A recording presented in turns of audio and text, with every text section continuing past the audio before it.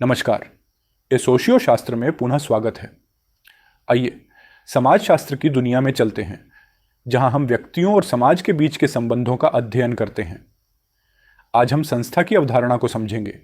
क्या आपने कभी सोचा है कि समाज इतनी जटिलता के बावजूद भी आसानी से कैसे चलता है? इसका उत्तर है संस्थाएं। आइए इसे विस्तार से समझते हैं। मानव की आवश्यकताओं को पूरा करने के लिए निर्मित की गई मान्य विधियों एवं कार्य प्रणालियों को ही संस्था कहा जाता है। ये स्थापित संरचनाओं और व्यवहारों के तरीके हैं जो समाज को संगठित करते हैं। ये एक खेल के नियमों की तरह है, जो यह निर्धारित करते हैं कि विभिन्न क्षेत्रों में व्यक्ति और समूह कैसे परस्पर क्रिया करते हैं। संस्थाएं समाज में स्थिरता, पूर्वानुमान और व्यवस्था सुनिश्चित करती हैं। आइए अब संस्थाओं की कुछ प्रमुख विशेषताओं पर नजर डालें। संगठित नियम और भूमिकाएं। संस्थाएं विशिष्ट भूमिकाएं और अपेक्षाएं तय करती हैं, जैसे शिक्षक पढ़ाते हैं और छात्र सीखते हैं। सांस्कृतिक सार्वभौमिकता। संस्थाओं के रूप अलग हो सकते हैं, हालांकि परिवार, धर्म और शिक्षा जैसी संस्थाएं प्रत्येक समाज में मौजूद रहती हैं। नियामक स्वभाव। संस्थाएं व्यवहार को नियंत्रित करती हैं, जिससे समाज में नियम और व्यवस्था बनी रहती है।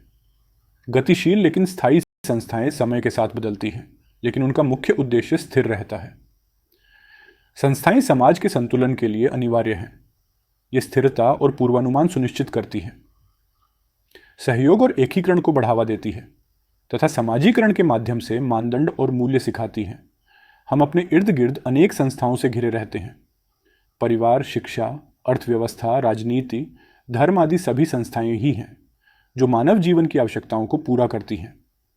आधुनिकता के साथ संस्थाएं बदल रही हैं।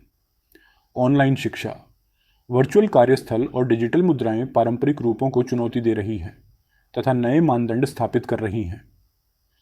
समाजशास्त्री इन बदलावों का अध्ययन करते हैं ताकि उनके सामाजिक प्रभाव को समझा जा सके।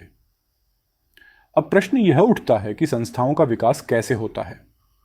इस प्रश्न का उत्तर विलियम ग्राहम समनर देते हैं। मनुष्य की अनेक आवश्यकताएं रहती हैं तथा उन्हें पूरा करने के लिए वह अनेक प्रयास करता रहता है।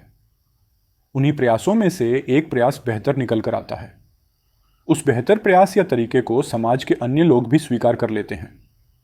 इस प्रकार से जनरीति का निर्माण होता है। धीरे धीरे इस जनरीति को एक पीढ़ी से दूसरी पीढ़ी भी अपनाने लगती है। तब यह प्रथा बन जाती है। अगर यह प्रथा समाज के लिए लाभकारी प्रतीत होती है तो समाज इसके पालन को सभी सदस्यों के लिए अनिवार्य कर देता है। इससे रूढ़ि का निर्माण होता है। इस रूढ़ि की सुरक्षा या निरंतरता के लिए जो नियम या प्रक्रियाएं बनाई जाती हैं, उन्हें ही हम संस्था के नाम से जानते हैं। संस्थाएं समाज की आधारशिला है, जो समय के साथ विकसित होती हैं और निरंतरता बनाए रखती हैं। उम्मीद है कि यह वीडियो संस्था को समझने में मदद करेगा। हमारे चैनल को लाइक, शेयर और सब्सक्राइब करना ना भूलें। अगले एपिसोड में फिर मिलते हैं। Till then, stay healthy, stay safe and keep reading.